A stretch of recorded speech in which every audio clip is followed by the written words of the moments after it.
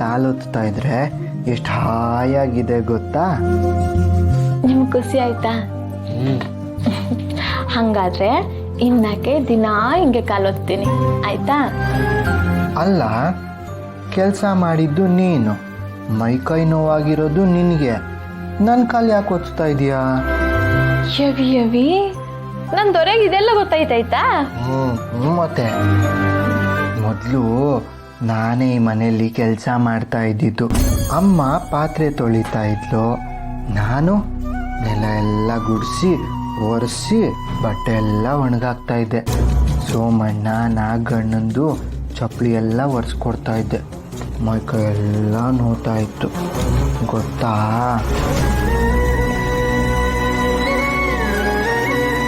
ಅಯ್ಯೋ ನನ್ ದೊರೆ, ಯಾರಂತಿರೋ ನಿಮ್ ಕೈಲಿ ಇಂಥ ಕೆಲಸ ಎಲ್ಲ ಮಾಡಿಸ್ತಿದ್ರ?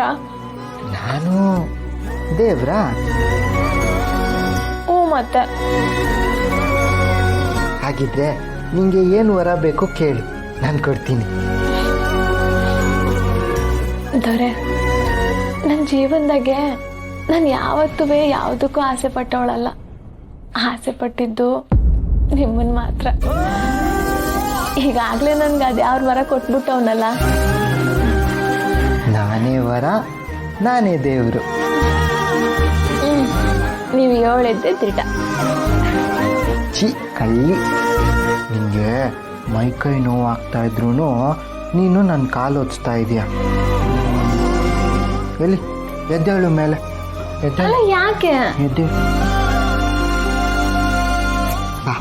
ಏನ್ ಮಾಡ್ತಿದ್ದೀರಾ?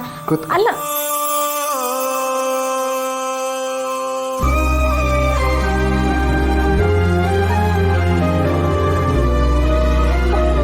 ಗುಡಿದರೆ ಎದ್ದೋಳಿ, ನೀವು ಎದ್ದೋಳಿ ಮ್ಯಾಕೆ. ಬನ್ನಿ ಕೂತ್ಕೊಳ್ಳಿ. ನೀವು ನಂಗೆ ಹಿಂಗೆಲ್ಲ ಕಾಲು ಮುಟ್ಬಾರ್ದು, ಕಾಲು ಒತ್ತಬಾರ್ದು ಆಯ್ತಾ? ಅಯ್ಯೋ, ಕೈ ತೊಳ್ದಿದ್ದೀನಿ. ಅದಂಗಲ್ಲ ದೊರೆ, ನೀವು ನನ್ನ ಗಂಡ ಅಂದ್ರೆ ದ್ಯಾವ್ರು. ಭಕ್ತನ ಕಾಲ್ನ ದ್ಯಾವ್ರು ಒತ್ತನ. ಯಾಕೆ ಒತ್ತಬಾರ್ದು? ಅಯ್ಯೋ ಅದೆಲ್ಲ ನಂಗೆ ಗೊತ್ತಿಲ್ಲ. ನೀವು ದೊಡ್ಡವರು, ನಾನು ಚಿಕ್ಕವರು ದೊಡ್ಡವ್ರ ಸೇವೆ ಮಾಡಬೇಕು. ಹೇಳ್ರವ ಅಕ್ಕ, ಅದು ನನ್ನ ದೊರೆ ಒಂದೇ ಸಮನೆ ಹೊರ ಕರ್ಕೊಂಡು ಹೋಗುವಂತ ಹಠ ಮಾಡ್ತವ್ರೆ. ಈ ಮನೆ ಪರಿಸ್ಥಿತಿ ಏನು ಅಂತ ನಿಮಗೆ ಸಂದ ಗೊತ್ತೈತೆ. ಅದಕ್ಕೆ ನಿಮ್ಗೆ ಏನಾನ ಉಪಾಯ ಇದ್ರೆ ಹೇಳ್ತೀರಾ? ಈ ಮನೆಯವ್ರಿಲ್ಲಿರೋರೆಲ್ಲ ರಾಕ್ಷಸು ಕಣ್ರವ. ಹೊರಗಿನ ಜನಕ್ಕೆ ಈ ಮನೇಲಿ ನಡೆಯೋ ಸುದ್ದಿನೇ ಗೊತ್ತಾಗಿಲ್ಲ. ಗೊತ್ತಾದ್ರೆ ಯಾರು ಏನು ಅಂತಾನೂ ನೋಡೋಗಿಲ್ಲ, ಎಲ್ರೂ ಮುಗಿಸ್ಬಿಡ್ತಾರೆ. ಇಷ್ಟು ವರ್ಷ ನಾಲ್ಗೆ ಇದ್ರು ಸತದೊಳಂಗೆ ಬದುಕ್ತಾ ಇದ್ದೀನಿ ಕಣವ. ಆದ್ರೆ ಒಂದು ಉಪಾಯ ಇದೆ. ಊರ್ ಜನ ಬಂದು ಏನಕ್ಕಾರು ಕರೆದ್ರೆ ಅಷ್ಟೇ ಕಳಿಸ್ಕೊಡ್ತಾರೆ. ಯಾಕಂದ್ರೆ ಅವ್ರ ಮುಂದೆ ಅವ್ರ ನಾಟಕ ಬಯಲಾಗ್ಬಾರ್ದಲ್ವಾ, ಅದಕ್ಕೆ ಕಳಿಸ್ಕೊಡ್ತಾರೆ. ಅಕ್ಕ ಇಲ್ವಾ?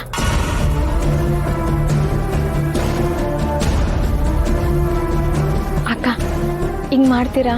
ಸರಿ ಕಣ್ರವ, ನನ್ನ ಕೈಲಾದ ಸಹಾಯ ಮಾಡ್ತೀನಿ. ಡಾಕ್ಟ್ರೆ, ಏನಾದ್ರೂ ಗೊತ್ತಾಯ್ತೆ ಹೇಳಿ? ಯಾಕೆ ಹಿಂಗಾಗೈತೆ? ಯಾವಾಗ ಸರಿ ಹೋಯ್ತೈತೆ? ಮನ್ಸು ಒಂಥರ ಸೂತ್ರದಿರೋ ಪಟ ಥರ ಕೆತ್ತತ್ಲಾಗ ಹೋಯ್ತೈತೆ ಡಾಕ್ಟ್ರೆ. ನಿಮ್ ದಮ್ಮಯ್ಯ ಅಂತೀನಿ, ಏನಾದ್ರೂ ಒಂದು ಒಳ್ಳೆ ವಿಷಯ ಹೇಳಿ, ಪುಣ್ಯ ಕಟ್ಕೊಳ್ಳಿ. ತುಂಬ ಟೆನ್ಷನ್ ತಗೋಬೇಡಿ, ರಿಲ್ಯಾಕ್ಸ್ ಆಗಿರಿ. ಬೇಕಾಗಿರೋ ಮೆಡಿಸಿನ್ಸ್ ಎಲ್ಲ ಕೊಡ್ತಿದ್ದೀವಿ. ಸೊ ಹೋಪ್ ಇಟ್ಕೊಳ್ಳಿ, ಸರಿ ಹೋಗ್ಬೋದು. ಸರ್, ರಿಪೋರ್ಟ್ಸ್ ನೋಡ್ಬೋದಾ? ನಿನ್ನೆ ಕೊಟ್ಟಿದ್ನಲ್ಮ. ಒಳಗೈತೆ ಪರು, ತಗೋಬತ್ತೀನಿ.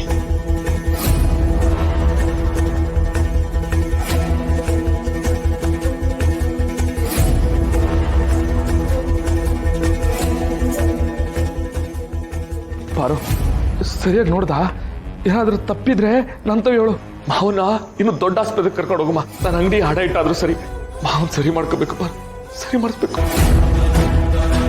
ಶಿವ, ಅಲ್ಲಿ ಗಂಟೆ ಯಾಕ್ಲಾ? ಹಂಗೆ ನಾನು ಬೇಕು ಅಂದ್ರೆ ಅಪ್ಪಯ್ಯನ ಪಾರಿನ ಕರ್ಕೊಂಡು ಹೋಗಾದ್ರೂ ಸರಿ ಮಾಡ್ಸೋಮಕ್ಕಲ್ಲ. ಪರಶು, ನಮ್ಮ ಶಿವು ಅವ್ರ ಮಾವನ ಸಾಕ್ಷಾತ್ ದೇವರು ಅನ್ಕೊಂಡಿದ್ದಾನಪ್ಪ. ಅವ್ರು ಹೇಗಾದ್ರೂ ಮಾಡಿ ಸರಿ ಆಗ್ಬೇಕು ಅನ್ನೋದು ಅವನ ಆಸೆ. ಅದಕ್ಕೆ ಹೀಗೆಲ್ಲ ಮಾತಾಡ್ತಿದ್ದಾನೆ. ಕಾಳಜಿ ಬಿಟ್ಟು ಅವನ ಮನಸ್ಸಲ್ಲಿ ಬೇರೆ ಏನೂ ಇಲ್ಲ. ರಿಪೋರ್ಟಲ್ಲೆಲ್ಲ ಅಪ್ಪಂಗೆ ಹೀಗಾಗಿರೋದು ಸತ್ಯ ಅಂತಲೇ ಇದೆ. ನಾನು ಹೇಗೆ ಕಂಡುಹಿಡೀಲಿ? ನಾನು ಪ್ರೊಫೆಸರ್ ಮೇಲೆ ಹೇಗೆ ಡೌಟ್ ಮಾಡಲಿ? ನಾನೇ ಓವರಾಗಿ ಥಿಂಕ್ ಮಾಡಿ ತಪ್ಪು ಮಾಡ್ತಿದ್ದೀನಾ? ಇಲ್ಲ ಇಲ್ಲ, ಅಪ್ಪ ಈ ಹಿಂದೆ ಹೀಗೆ ಮಾಡಿದ್ದಕ್ಕೆ ತಾನೆ ನನ್ನ ಮನಸ್ಸಲ್ಲಿ ಅನುಮಾನ ಇರೋದು. ಪಾರ್ವತಿ, ಏನಾದರೂ ಮಿಸ್ಟೇಕ್ ಇದೆಯಮ್ಮ? ಅಯ್ಯೋ ಇಲ್ಲ ಸರ್, ನಾನು ಜಸ್ಟ್ ಹಾಗೆ ನೋಡ್ತಿದ್ದೆ ಅಷ್ಟೇ. ನೀವೇ ಟ್ರೀಟ್ಮೆಂಟ್ ಮಾಡ್ತಿದ್ದೀರಲ್ಲ ಸರ್, ಇನ್ನೇನೂ ಪ್ರಶ್ನೆ ಇಲ್ಲ. ನಮ್ಮ ತಂದೆ ಬೇಗ ಹುಷಾರಾದರೆ ಅಷ್ಟೇ ಸಾಕು.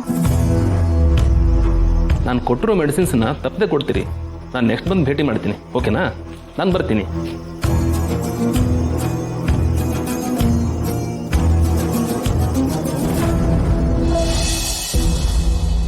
ಊರು ತುಂಬ ಮೆರೆದಾಡೋ ಉತ್ಸವ ಮೂರ್ತಿನ ಗರ್ಭಗುಡಿ ಒಳಗೆ ಕೂರಿಸ್ದಂಗಾಗೋಯ್ತು. ಅಯ್ಯೋ, ಆ ಊರಿನ ಬೀದಿಗಳದ್ದು ಏನು ಪಾಪ ಮಾಡಿದ್ವು. ಇನ್ಮ್ಯಾಕೆ ನಮ್ಮ ಮಾವನ ಹೆಜ್ಜೆ ಕುರಿತು ಅಲ್ಲಿ ಬೀಳಕ್ಕಿಲ್ಲ. ನಮ್ಮ ಊರು ಜನರ ಕಿವಿ ಅದು ಏನು ಕರ್ಮ ಮಾಡಿದ್ದು. ಇನ್ಮ್ಯಾಕೆ ಯಾರಿಗೂ ನಮ್ಮ ಮಾವನ ಮಾತೆ ಕೇಳಕ್ಕಿಲ್ಲ. ಮಾವ, ನೀನೇ ಹಿಂಗೆ ಅಳ್ತಿದ್ರೆ ಅಲ್ಲಿ ನೋಡಲ್ಲಿ ಅಮ್ಮ ಚಿಕ್ಕಮ್ಮ ಇನ್ನೂ ನೊಂದ್ಕೊಳಲ್ವಾ? ನೀನು ಈ ಮನೆ ಅಳಿಯ ಮಾವ. ಅಳಿಯ ಅಂದರೆ ಮಗನ ಸ್ಥಾನದಲ್ಲಿ ನಿಂತು ನಿನ್ನ ಜವಾಬ್ದಾರಿನ ನೀನು ಮಾಡಲೇಬೇಕಲ್ವಾ?